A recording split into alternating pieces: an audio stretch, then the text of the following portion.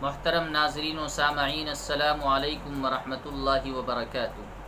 نحمدہ ونصلی علی رسولہ الکریم، اما بعد۔ ناظرین و سامعین، ہم سب کو اللہ رب ذوالجلال کی جو بہت ساری نعمتیں میسر ہیں، ان میں سے ایک بہت ہی اہم اور بہت ہی قیمتی نعمت ہے وقت کی نعمت۔ یہ اتنی عظیم اور جلیل القدر نعمت ہے کہ قرآن کریم کے اندر اللہ رب ذوالجلال نے اس نعمت کی قسم کھائی ہے۔ چنانچہ قرآن کریم کے اندر والضحیٰ والعصر والفجر واللیل اذا یغشا کے یہ الفاظ موجود ہیں جو وقت کی اہمیت اور اس کی قدر و قیمت کو بتلاتے ہیں، اور وقت کی مثال دھوپ میں رکھی ہوئی برف کی اس سل سے دی جاتی ہے جو مسلسل پگھل رہی ہے۔ کوئی فائدہ اٹھانے والا برف کی اس سل سے فائدہ اٹھا لے تو بہت اچھی بات، اور اگر فائدہ نہ اٹھائے تو بہرحال وہ پگھل کر کے ختم ہو جائے گی۔ ٹھیک یہی مثال وقت کی ہے کہ وقت کا دریا مسلسل بہہ رہا ہے۔ جو انسان وقت سے فائدہ اٹھا لیتا ہے وقت اس کے کام میں آ جاتا ہے، اور اگر کوئی انسان وقت سے فائدہ نہ اٹھائے تو بہرحال وہ تو بہہ رہا ہے۔ اور وقت کی صفت ہے الوقت ما مضى منه لا يعود، وقت کا جو حصہ گزر گیا وہ واپس نہیں آ سکتا۔ اسی وجہ سے کہا جاتا ہے الوقت کالسیف ان لم تقطعه لقطعك، وقت کی مثال تلوار کی سی ہے کہ اگر تم نے اس کو نہیں کاٹا تو یہ تمہیں کاٹ ڈالے گی۔ نبی رحمت سرکار دو عالم صلی اللہ علیہ وسلم نے بھی وقت کی اہمیت اور اس کی قدر و قیمت کو سمجھانے کے لیے احادیث مبارکہ کے ذریعے ہماری رہنمائی فرمائی ہے۔ چنانچہ اللہ کے رسول صلی اللہ علیہ وسلم کے ایک صحابی ہے حضرت عبداللہ ابن عباس رضی اللہ تعالیٰ عنہ، وہ روایت فرماتے ہیں قال رسول اللہ صلی اللہ علیہ وسلم لرجل وهو یعظه اغتنم خمسا قبل خمس، اللہ کے رسول صلی اللہ علیہ وسلم نے ایک شخص کو نصیحت کرتے ہوئے ارشاد فرمایا کہ 5 چیزوں کی 5 چیزوں سے پہلے قدر کر لو، 5 چیزوں کی 5 چیزوں کے آنے سے پہلے قدر کر لو۔ اللہ کے نبی صلی اللہ علیہ وسلم نے 5 چیزوں کی طرف متوجہ فرمایا کہ یہ 5 چیزیں ایسی ہیں کہ ان کی قدر اور ان کی حفاظت 5 چیزوں کے آنے سے پہلے انسان کو کر لینی چاہیے۔ وہ 5 چیزیں کیا ہیں؟ نمبر 1 پر فرمایا کہ انسان کو چاہیے کہ وہ اپنی جوانی کی قدر کر لے اپنے بڑھاپے سے پہلے، اپنے جوانی کی اپنے بڑھاپے سے پہلے انسان قدر کر لے۔ دوسرے نمبر پر فرمایا اپنی صحت کی، اپنی بیماری سے پہلے انسان قدر کر لے۔ تیسرے نمبر پر فرمایا کہ انسان اپنی مالداری کی، اپنی فقر و فاقے سے پہلے قدر کر لے۔ اور چوتھے نمبر پر فرمایا کہ اپنی فرصت کے لمحات کی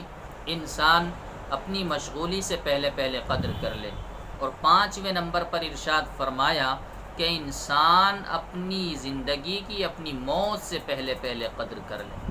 یہ 5 چیزیں وہ ہیں جن کے بارے میں اکثر انسان غفلت کا شکار ہے۔ جب یہ نعمتیں انسان کو میسر ہوتی ہے اور انسان ان نعمتوں سے لطف اندوز ہو رہا ہوتا ہے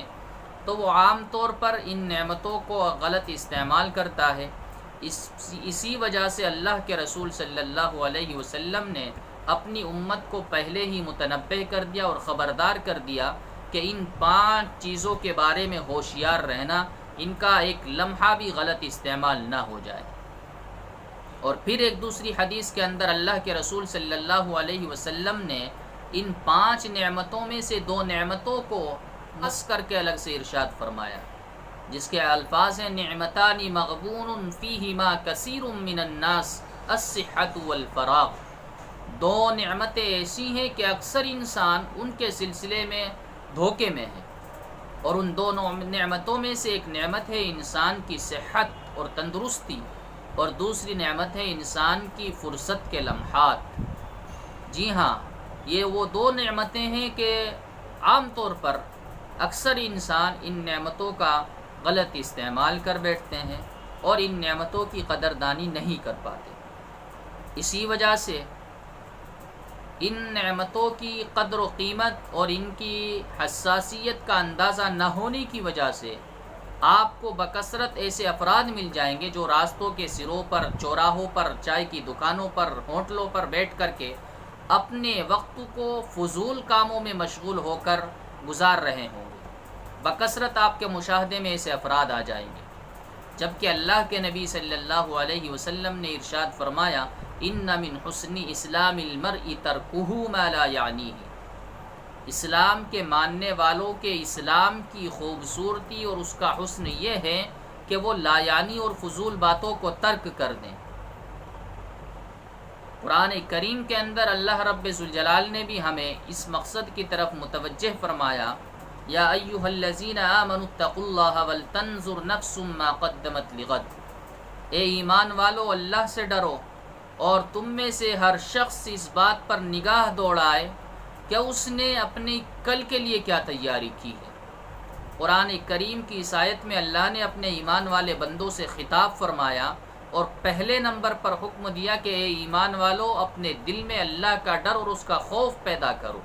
اور دوسرے نمبر پر فرمایا کہ تم میں سے ہر شخص دیکھے کہ اس نے اپنی آنے والی کل کے لیے کیا تیاری کی ہے۔ اس آیت کے اندر اللہ رب ذوالجلال نے پہلے اپنے ڈر اور خوف کو پیدا کرنے کا حکم دیا، پھر اپنے کل کے بارے میں سوچنے کی دعوت دی۔ یہ اس وجہ سے ہے کہ جب تک انسان کے دل میں اللہ کا ڈر اور اللہ کا خوف اور اس کے سامنے جواب دہی کا احساس نہیں ہوگا تو اس وقت تک انسان اپنی آخرت کی تیاری اور اپنی آخرت کے لیے اس نے کیا کیا ہے اس پر نگاہ دوڑانے کے لیے آمادہ اور تیار نہیں ہوگا۔ جس انسان کے دل میں اللہ کا ڈر ہوگا، اس کا خوف ہوگا، اس کے سامنے جواب دہی کا احساس ہوگا، تو وہ انسان اپنی آخرت کے بارے میں سوچے گا، اپنی قبر کے بارے میں سوچے گا، اور اس نے آنے والی کل یعنی اپنی موت کے بعد کے لیے کیا تیاری کی ہے وہ اس کے لیے سوچے گا۔ تو اس وجہ سے میرے بھائیو آج ہم سب کے پاس زندگی کی عظیم نعمت ہے، صحت کی انمول نعمت ہمارے پاس ہے، اسی طریقے سے فرصت کے لمحات بھی ہیں۔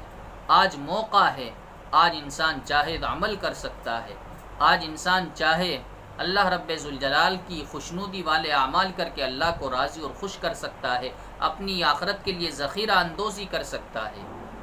خدا نخواستہ اگر وقت کے یہ لمحات گزر گئے، جوانی ڈھل گئی، بڑھاپے میں ہم داخل ہو گئے، یا فقر و فاقے میں مبتلا ہو گئے، یا کسی ایسی مشغولی میں ہم پھنس گئے کہ جس کی وجہ سے ہمیں پھر وقت میسر نہ آ سکے، تو پھر ہم مجبور ہو جائیں گے اپنی آخرت کے لیے اعمال کرنے کے۔ اس وجہ سے آج وقت ہے، آج اللہ نے مہلت دی ہے، وقت عطا فرمایا ہے، اس وقت کا صحیح استعمال کرنا ہم سیکھیں، اپنا ایک نظام الاوقات بنائیں، اور ہم روزانہ اپنے وقت کا حساب لگائیں کہ آج میرا وقت کتنا اچھے کاموں میں گزرا ہے اور کتنا وقت میرا ضائع ہوا ہے۔ جب انسان اپنے وقت کا اس طریقے سے محاسبہ کرے گا تو انشاءاللہ اسے وقت کی قدر اور وقت کی قیمت کی توفیق میسر ہوگی، اور وہ انسان اپنے وقت کو کارآمد بنا سکے گا۔ اس وجہ سے میرے بھائیوں ہم سب کو کوشش کرنی ہے کہ ہم سب اپنے وقت کو قیمتی بنائیں، اپنے وقت کی قدر کریں، اور اپنے اسلام اور اپنی دین کو خوبصورت بنائیں، اور یہ خوبصورتی جب ہی ہمارے اندر آئے گی جب ہم ہر لایعنی اور فضول بات کو ترک کر دیں گے۔ اللہ پاک سبحانہ و تعالی ہم سب کو عمل کی توفیق نصیب فرمائے اور ہمیں اپنے وقت کی قدر و قیمت کی توفیق عطا فرمائے۔ اللہ رب ذوالجلال سے دعا ہے کہ اللہ پاک ہم سب کو وقت ضائع کرنے سے بھرپور طریقے سے محفوظ فرمائے۔ السلام علیکم ورحمۃ اللہ وبرکاتہ۔